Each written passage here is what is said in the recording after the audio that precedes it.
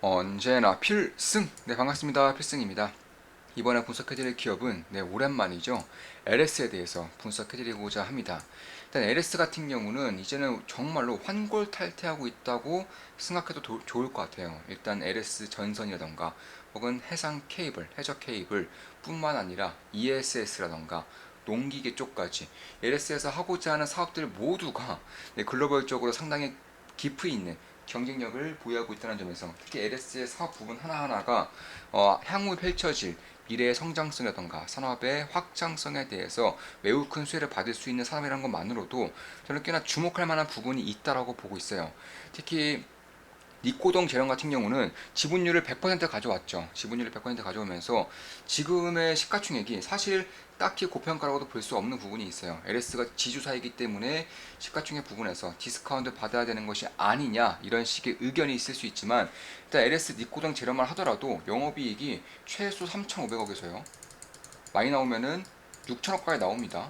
그러니까 영업이익이 3,500억에서 6천억까지 나오는 회사를 지분을 100% 들고 있다는 거예요. 이거는 사실상 지주사라고 하기에도 뭐할 정도의 그런 지분이라고 보시면 될 것 같은데 시가총액이 3조 원이에요. 근데 니코동 재련만 100% 지분을 가지고 있는 니코동 재련만 영업이익 3,500억 원 이상 나오기 때문에 특히 니코동 재련의 그런 사업 부분을 보더라도 굴이라던가 혹은 금에 대한 재련, 생산 이런 것들을 하고 있기 때문에 사실 미래의 그런 산업과 혹은 시대 흐름과 그렇게 맞지 않는 그러니까 사양 산업이 아니라 오히려 성장 산업에 속한다는 점에서 저는 꽤나 지금의 LS의 주가는 다시금 저평가 영역에 들어서고 있지 않나 이렇게 보고 있는 것입니다. 물론 제 모든 영상은 매수매도 추천 리딩 아닌 거 다들 알고 계시죠?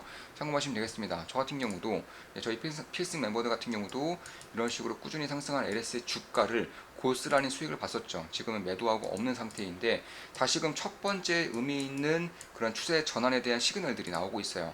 이런 것들을 보면서 만약에 여기서 이런 식의 N자형 패턴을 그린다거나 혹은 조금 더 시간이 걸려서 이런 식의 커피랜드를 보인다면 조금 더 유의미한 그런 시그널이 나올 것이라고 보고 있습니다. 혹은 거래량이 급증하면서 나오는 이런 박스권을 돌파해버리는 이런 흐름이 나와도 마찬가지일 것이고요. 이런 것들을 기다릴 필요가 있겠다. 지금부터 면밀히 살필 필요가 있겠다라고 말씀을 드리는 겁니다. 사실 리코동 재료만 말씀드렸지만 LS 전선이라던가 LS 일렉트릭 같은 경우도 사실 실적이 매년 50% 이상, 최근 같은 경우는 50% 이상 급증하고 있어요.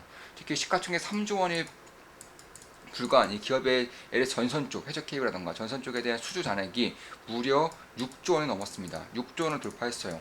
시가총액이 3조 원인데 해저 케이블, 전선 이쪽에 대한 수주 잔액만 해도 6조 원을 돌파했다는 것은 사실 지금까지 주가가 꽤나 올랐고 특히나 이때는 초전도체에 엮이면서 테마성 이슈로 오른 것은 맞지만 그로 인해서 수급적인 부분, 특히 매물대가 꽤나 증가했다는 부분에서 시간이 어느 정도 걸릴 수는 있겠지만 지금부터 꾸준히 바라본다면 조금 더 긴 장기적인 시각에서는 분명히 메리트 있는 투자 수단이 될 수 있다라고 개인적으로는 보고 있는 것입니다.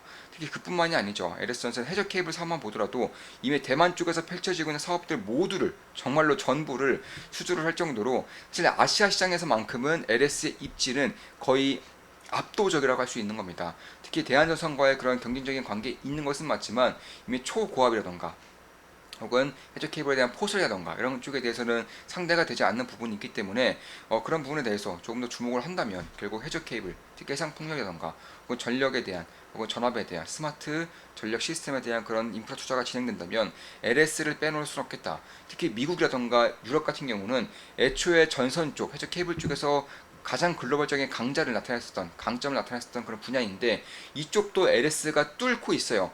미국 시장과 유럽 시장을 뚫고 있다는 겁니다. 전선의 특성상, 해저 케이블의 특성상 굉장히 무겁기 때문에 거리가 멀면 멀수록 그에 대한 효율성이라든가 효과성이 기하급수적으로 줄어들 수밖에 없어요. 그로 인해서 이런 멀리 있는 대륙 같은 경우는 LS가 명암도 내보이지 못하는 그런 부분이었다면은 작년 하반기 들어서 LS 해저 케이블, 초과압 해저 케이블에 대한 기술이 발전이 완성이 되면서 이쪽에 대한 가격 경쟁력을 필두로 해서 이쪽 시장들도 멀리 있는 권역들까지 뚫고 있다는 점은 LS가 가지고 있는 경쟁력이 얼마나 뛰어난지를 고스란히 보여주는 이슈라고 할 수 있는 것입니다.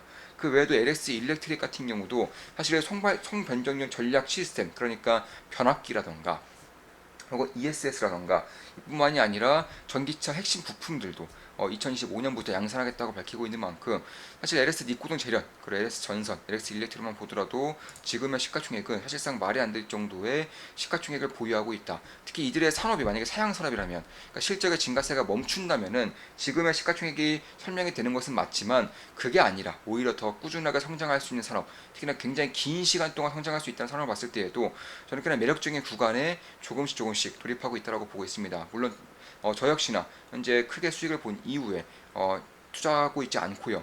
매수해서 추천 리딩 아닌 거 다들 알고 계시죠? 참고하시면 되겠습니다. 특히 LNF와의 그런 전구체 사업을 이미 1조 원 가량의 전구체 사업을 펼치고 있는 것만 보더라도 이것도 2015년부터는 양산이 될 것이에요.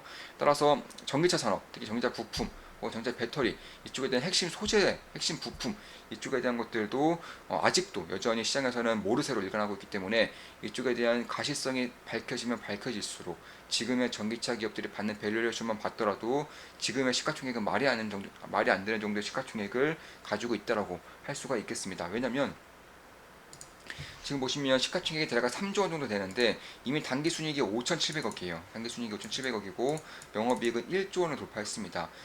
수주 당고도 6조 원을 돌파했기 때문에 딱히 지금의 시가총액 부담스러운 수준은 아니라는 거죠. 성장성이 올라오면서 주가가 상승한 것이기 때문에 이게 주가의 상승도보다 오히려 실적에 대한 성장성 혹은 잠재력에 대한 부분이 훨씬 더 기대할 만한 부분이 있기 때문에 이런 것들을 종합적으로 판단했을 때 지금의 LS의 주가는, LS의 시가총액은 오히려 더 매력적인 구간이다라고 할 수 있을 정도라고 보고 있는 겁니다. 특히 이제 LS 이제 E 모빌리티 솔루션이라고 해서 전기차 부품에 대해서도 이미 45,000제곱미터 규모의 생산 공장을 이미 갖추고 있고요. 멕시코에서도 준공을 하고 있습니다. 따라서 이쪽에 대한 능력이 2025년부터 양산 능력이 펼쳐질 경우에는 7천억 이상, 지금의 니코동 재련이 3,500억에서 6천억을 말씀드렸어요. 근데 니코동 재련보다 더 많은 실적을 자동차 부품 쪽에서, 전기차 부품 쪽에서 낼 수 있다는 점을 봤을 때에도 LS가 가지고 있는 성장의 폭이 얼마나 큰지를 알 수 있는 것입니다. 그 외에도 LS M&M을 통해서 역시나 코발트라던가 망간이라던가 니켈 등을 직접적으로 재련할 수 있는 그런 기업 규모까지 갖출 수 있다는 점에서 저는 지금까지도 사실 딱히 주가가 상승했다고 해서 여기서 더 상승하지 못한다거나 피크아웃이 온다거나 혹은 하락이 깊어진다거나 이렇게 생각될 수가 없다는 겁니다. 기업의 성장성, 기업의 파급력, 사업의 확장성 이런 것들을 봤을 때 그렇다는 거예요. 특히 이제 전기 같은 경우는 해상 변전소에서 육상 변전소로 갔을 때 필수로 들어가는 것들이 변압기라던가 그리고 해적 케이블, 전선이 있는데 이 세 가지를 LS에서 전부 다 하고 있어요. 따라서 해상 풍력이 성장을 한다거나 혹은 전략 인프라가 성장을 하게 될 경우 LS의 실제 성장이 역시나 똑같이 혹은 더 가파르게 상승할 수밖에 없다는 것이고, 사실 우려 중에 하나가 있어요. 우려 중에 하나가 뭐냐면 한국전력이 차지하고 있는 매출 비중이 작지 않다는 겁니다. 한국전력은 대한민국의 독점적인 전력 인프라 기업이죠. 근데 LS 같은 경우도 전력 인프라에 들어가는 것들이 많기 때문에 한국전력이 그런데 최근에 적자를 면치 못하면서 이쪽에 대한 수주가 굉장히 가파르게 급감하고 있다는 것은 누구나 생각할 수 있는 부분입니다. 왜냐하면 한국전력은 실적에 대한 적자가 꽤나 가파르고 그리고 긴 시간 동안 이어지고 있기 때문에 그런 것인데, 지금 보시면 한국전력의 재무제표만 보더라도 실적이 꾸준하게 3년 정도가 수조 원대 그런 적자를 면치 못하고 있어요.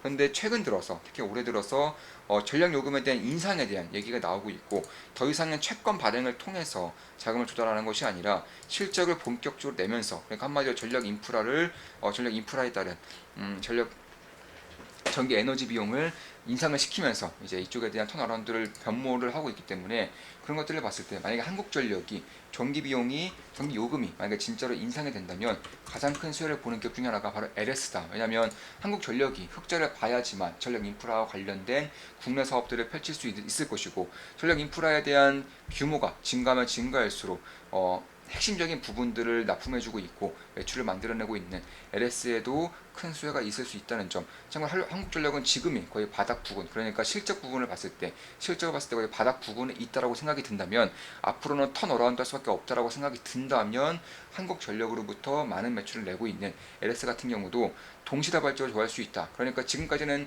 해외 매출, 수출을 위주로 성장에 대한 모멘텀이 커져왔다면 이제는 해외뿐만 아니라 해외 매출이 급속도로 커지고 있는 와중에 국내 시장까지 턴어라운드 하게 될 경우에는 LS를 둘러싼 그런 그나마 가장 큰 불안감이 없어질 수 있다. 따라서 밸류에이션 리레이팅이 발생할 가능성이 꽤나 높아지고 있다. 이렇게 보고 있는 겁니다. 이게 이제 해저 케이블 관련해서는 초고압 해저 케이블뿐만 아니라 이제 포설이라고 하죠.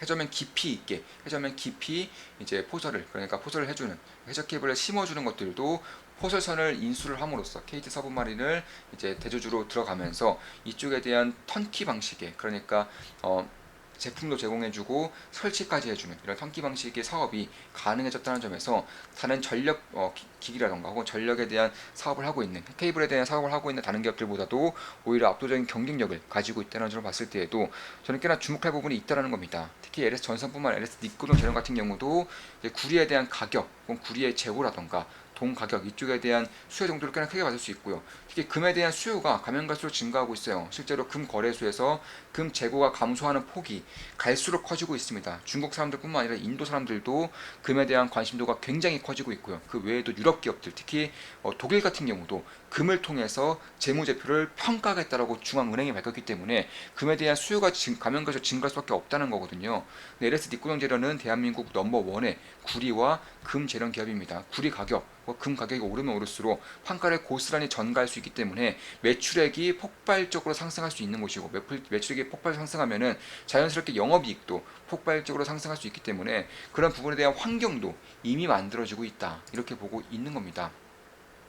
특히 시장에서 전혀 모르는 것 중에 하나가 LS 일렉트릭을 이제 미국에 상장시킬 수 있다는 점인데, 참고로 LS 일렉트릭 같은 경우는 전 세계 탑급의 ESS 에너지 저장 장치 기업을 인수를 함으로써 LS 일렉트릭에 대한 경쟁력이 상당히 올라왔다는 점에서 시장은 이에 대해 전혀 모르고 있다는 점에서 만약에 시장에 대한 상장이 가시화될 경우 LS가 가지고 있는 100% 지분의 LS 일렉트릭에 대한 지분 가치가 재평가가 되면서 LS의 밸류에이션 리레이팅도 발생할 수 있다. 왜냐하면 지분이 100%이기 때문에 상장시키기 위해서는 막대한 현금이 LS의 자본으로 끌어져 올 수 있기 때문에 그런 것이고, 하나 둘을 봤을 때 혹은 여러 가지들을 봤을 때 결국 LS가 가져가고자 하는 성장의 폭이 지금부터 혹은 그 전부터 꽤나 커지고 있는 부분이고, 그에 따라서 주가가 급등했다가 많이 하락한 지금 여기 턴어라운드가 발생할 경우 관심을 가질 만한 흐름이 만들어질 수 있다. 이렇게 보고 있는 것입니다.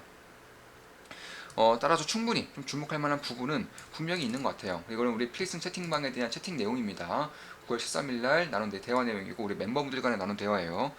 유가가 대상승하면서 원전, 우라늄에 대한 관심이 계속해서 커지네요. 카메코는 이미 멀리 가버린 느낌이네요.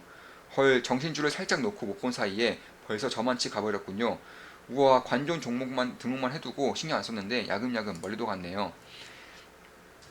그리고 이런 이제 유럽에 대한 에너지 정책에 대해서도 이제 토론이 있었고요. 자, 어쩔 수 없는 선택이겠죠. 이상과 현실의 괴리가 있으니 그 와중에 CS인들은 1년 중 최저가를 기록하고 있네요. 얼마나 좋은 기회를 만들어줄지 기대가 됩니다. 매일 설레네요. LS도 태초마을 앞마당까지 복귀해서 매일 지켜보고 있습니다. 이게 9월 13일 그리고 그 이후에 그 이후에 주가 흐름을 보면 9월 13일이 정확히 이날이죠. 정확히 이날 바닥 부근에서 이런 언급이 나온 이후에 주가가 바로 반등을 했고요. CS인도 마찬가지예요. CS인도 주가가 여기서 언급이 나왔고 바로 반등을 하고 있어요. 그만큼 핵심적인 이슈들이라던가 혹은 모멘텀들 혹은 차트를 보는 능력, 기술적인 분석 능력이 일치월장하고 있다는 겁니다. 이런 것들을 볼 때마다 사실 저 같은 경우도 굉장히 설레지 않을 수가 없어요. 우리 멤버분들 실력이 올라오는 것이 저에게서 가장 큰 성취감이기 때문입니다. 다들 실력이 엄청나시네요. 저도 그런 분석을 할 수 있게끔 열심히 배우겠습니다. SK D&D도 돌파 시도하네요. 자, 인프라 쪽은 지금도 꽤나 활발하게 계속 진행 중이네요. 인도 공장에서 생산해서 수출하겠죠.